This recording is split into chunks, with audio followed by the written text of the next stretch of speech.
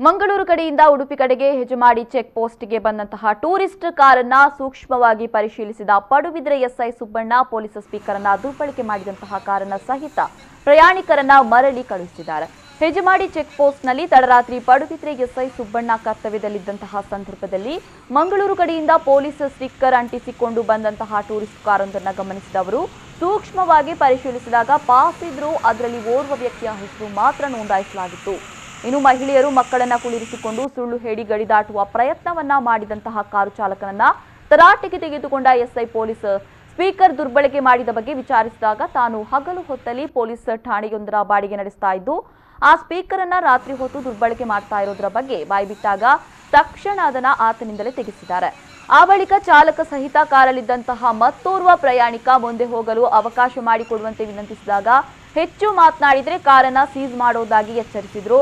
ಇನ್ನು ಉಡುಪಿ ಗಡಿ ದಾಟೋದು ಅಷ್ಟು ಸುಲಭವಲ್ಲ, ಜಿಲ್ಲಾಧಿಕಾರಿಗಳ ಮಾರ್ಗದರ್ಶನದಂತೆ ಪೊಲೀಸ್ ಇಲಾಖೆ ಪ್ರಾಮಾಣಿಕವಾಗಿ ಕಾರ್ಯಾಚರಿಸ್ತಾ ಇರೋದ್ರಿಂದ ನಮ್ಮ ಜಿಲ್ಲೆ ಕೊರೋನಾ ಮುಕ್ತವಾಗಿದೆ ಅಂತ ಹೇಳಿದ ಅವರು ಕಾರನ್ನ ಮರಳಿ ಮಂಗಳೂರು ಕಡೆಗೆ ಸಾಗ ಹಾಕಿದ್ದಾರೆ.